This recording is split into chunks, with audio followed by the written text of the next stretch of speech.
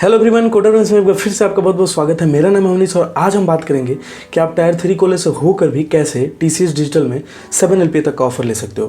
तो यार ये एक ऐसी प्रोफाइल है जो काफ़ी लोगों को पसंद है और काफ़ी लोग ये ज्वाइन करना चाहते हैं और काफ़ी सारे लोगों का इंस्टाग्राम पे मैसेज आया कि आप एक रोड मैप वाली वीडियो बना दो। तो यार उसी को लेके मैं आ चुका हूँ क्योंकि ऑडियंस की मांग हमेशा टॉप पे रहती है। एक भी बच्चा कोई किसी खास वीडियो की मांग कर देता है तो वो वीडियो मैं बना के डाल देता हूँ। यहाँ तो बल्क में क्वेश्चन आए थे तो ये वीडियो बनाना तो जरूरी ही था। उसी के रिगार्डिंग मैं यहाँ से शुरू करता हूँ कि अगर आप फर्स्ट ईयर में एंटर कर रहे हो तो आपके जीवन में क्या चेंजेस लाने होंगे ताकि आप टीसीएस डिजिटल में 7 LPA तक का प्रोफाइल आप ले। फर्स्ट ईयर में ज़्यादा कुछ हाथ पैर नहीं भरना। फर्स्ट ईयर आपको अच्छे से कोई भी एक प्रोग्रामिंग लैंग्वेज पकड़ लेनी है। अगर आपकी सी लैंग्वेज है तो उसको बेसिक पूरा कंप्लीट कर लो, काफ़ी सारे क्वेश्चंस उस पर करो क्योंकि अभी आपको वो सारी चीज़ें नहीं करनी है जो कि प्लेसमेंट में पूछी जाती है। अभी आपको केवल अपनी बेसिक चीज़ें क्लियर करनी है। तो अगर आप सी लैंग्वेज ही पकड़ रहे हो तो सी लैंग्वेज को पूरा कंप्लीट करो, उसके बेसिक्स पूरे करो। बेसिक्स पे जितने नंबर ऑफ क्वेश्चंस हो सकते हैं वो करो क्योंकि ये आपको प्रोग्रामिंग कॉन्सेप्ट इन्हांस करने में काफ़ी हेल्प करेगा। सी लैंग्वेज यार एक ऐसी लैंग्वेज है जिसमें लाइब्रेरीज बहुत कम है और आपको खुद से चीज़ें बिल्ड करनी पड़ती है, तो उसमें आपको काफ़ी हेल्प हो जाता है। जैसे मान लीजिए कि अगर आपको एरे बनानी है तो एरे के लिए उसमें पहले से प्री डिफाइंड मेथड्स नहीं है। अगर कुछ पार्टिकुलर एलिमेंट से सारे इंडेक्स को फिल करना है, वो सारी फंक्शनैलिटी, वो सारे मेथड्स पहले से बहुत सारे लैंग्वेजेस में बने हुए हैं। लेकिन सी लैंग्वेज में आपको ये चीज़ें अलग से करनी होती है, अपनी खुद की मेथड्स बनानी होती है।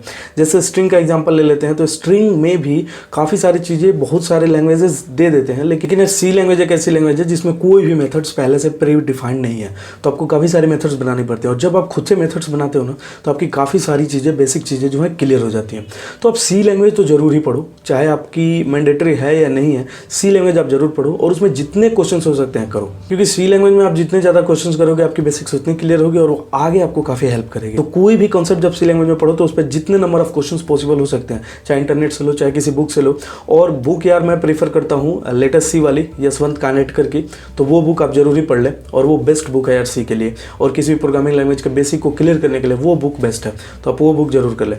अच्छा, फर्स्ट ईयर बीत गया तो सेकंड ईयर में आप जैसे इंटर करें या जो भी आपकी समर वेकेशन होती है उसमें इंटर्नशिप्स यही सब चीज़ों के लिए हाथ पर नहीं मारना है आपको, क्योंकि फर्स्ट ईयर में आपको कोई इंटर्नशिप नहीं देने वाला और आपके पास उतनी टेक्नोलॉजी भी नहीं होती है उस समय तक कि आपको कोई इंटर्नशिप दे दे। तो आपको उस समय एक ऐसी प्रोग्रामिंग लैंग्वेज चूज करनी है जिससे आपको डेवलपमेंट तक ले जाना है। अब मान लीजिए वो पाइथन हो सकता है, जावा हो सकता है, C++ हो सकता है, कोई भी एक प्रोग्रामिंग लैंग्वेज हो सकती है। और मोस्ट प्रोबेबली अगर आप जावा चूज कर लेते हो तो वो बेस्ट होगा आपके लिए, क्योंकि जावा में यार इतने सारे इंटर्नशिप्स, इतने सारे जॉब रोल आसानी से मिल जाते हैं जो कि बाकी लैंग्वेजेस में नहीं है। तो आपको Java as a second programming language choose करनी है। और जावा जब पढ़ने के बाद अगर आप जावा शुरू कर देते हो तो उसमें केवल जावा की बेसिक्स नहीं पढ़ने, उसमें काफ़ी सारी चीज़ें करनी है। आपको DSLGO तक उसको ले जाना है, DSLGO मीडियम लेवल तक आपको कर लेना है जावा का यूज करके। उसके एक फ्रेमवर्क्स कम से कम स्प्रिंग बूट को पढ़ लेना है, हाइबरनेट को पढ़ लेना है, इस तरह से 3-4 चीज़ें पढ़ लेनी है। SQL उसी समय पढ़ लेनी है। DBMS के कुछ कॉन्सेप्ट्स आपको सेकंड ईयर कंप्लीट होते होते आपको पढ़ लेना है। तो जब आप सेकंड ईयर तक होते हो तो आपके पास क्या क्या है, सी है, जावा है, हाइबरनेट है, स्प्रिंग बूट है और इसके साथ साथ SQL और DBMS के काफ़ी सारे आपको कॉन्सेप्ट्स आने चाहिए। जब आप इतने चीज़ें सीख लेते हो सेकंड ईयर कंप्लीट होते होते तो फिर थर्ड ईयर के शुरुआत में आपको एप्टी शुरू कर देनी है, क्योंकि apti is the most important thing. क्योंकि अगर आपको TCS का रिटन टेस्ट क्लियर करना है तो आपकी एप्टी बहुत अच्छी होनी चाहिए और बिना एप्टी के आप TCS का फर्स्ट राउंड जो रिटन राउंड होता है वो आप आसानी से क्रैक नहीं कर सकते। उसमें काफ़ी सारे वास्ट क्वेश्चंस होते हैं, काफ़ी कम टाइमिंग होती है क्वेश्चंस को सॉल्व करने का और उस कम टाइम में आपको एग्जैक्ट आंसर देना होता है। तो यार आपकी एप्टी काफ़ी स्ट्रॉन्ग होनी चाहिए जब भी आप TCS के लिए तैयारी कर रहे हो। तो थर्ड ईयर के मतलब अगर बात करें 5th सेमेस्टर तक, तो 5th सेमेस्टर तक आपके पास क्या क्या होना चाहिए, स्ट्रॉन्ग एप्टीट्यूड और इसके साथ साथ सी लैंग्वेज, जावा लैंग्वेज और इसके साथ साथ उसके कुछ फ्रेमवर्क्स और DBMS के पार्ट्स। तो 5th सेमेस्टर कंप्लीट होते होते आपके पास इतनी चीज़ें अगर हैं तो 6th और 5th के बीच में जो आपको समर वेकेशन मिलता है उसमें आप इंटर्नशिप के लिए अप्लाई शुरू कर दें और उसमें आपको डेफिनेटली इंटर्नशिप मिल जाएगी अगर आपके पास इतनी सारी चीज़ें हैं। और अगर पॉसिबल हो तो कम से कम एक प्रोजेक्ट किसी भी फ्रेमवर्क में, जावा में, आज अगर आप जावा सीख रहे हैं तो स्प्रिंग बूट पे कोई एक प्रोजेक्ट जरूर बना के रखें ताकि आप शोकेस कर सकें जब भी आप इंटरव्यू दें। तो ये चीज़ें आप 5th सेमेस्टर तक होते होते कर लें, उसके बाद आप अप्लाई करना शुरू करें और जब आप अप्लाई करना शुरू कर देते हो उस समय तक तो आपकी जॉब या जो भी इंटर्नशिप आप जिसके लिए भी अप्लाई करते हो वो पक्की हो जाती है।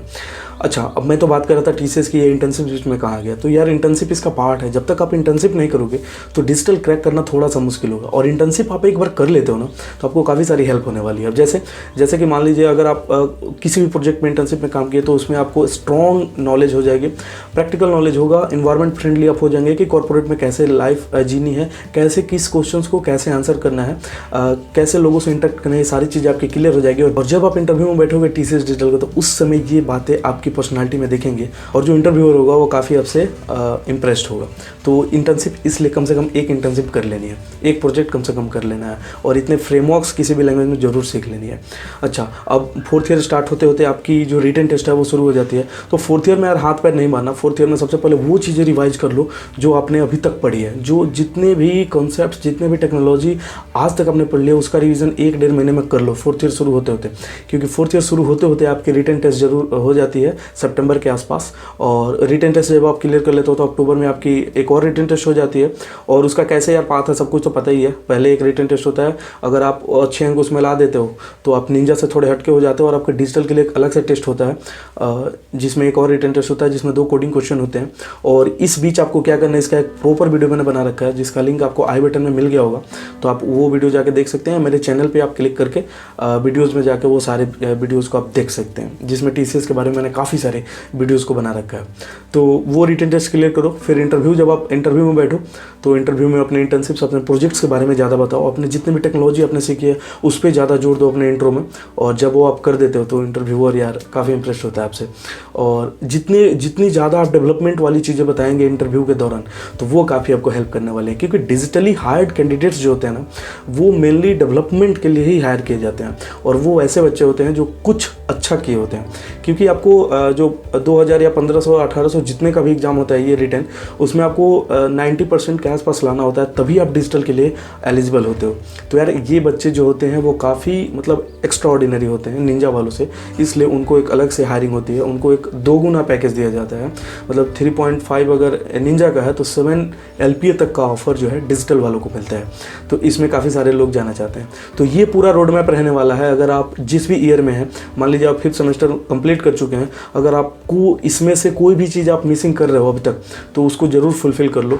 एक टू डू लिस्ट बनाओ और उसको टिक कर लो कि आपने ये चीज़ें कर ली है। और जब आप इतनी सारी चीज़ें कर लोगे तो आपकी कोई सिलेक्शन कोई भी आदमी नहीं रोक सकता। तो मिलते हैं नेक्स्ट वीडियो में एक नए टॉपिक को लेके। और तब तक के लिए इस चैनल को सब्सक्राइब करो, वीडियो को लाइक करो और अपने दोस्तों के साथ शेयर करो। क्योंकि कम्युनिटी यार काफ़ी अभी छोटी है हमारी, तो इसको काफ़ी इन्हेंस करना है और काफ़ी सारे बच्चों की हेल्प करनी है। तो मिलते हैं नेक्स्ट वीडियो में, तब तक के लिए have a good day, bye.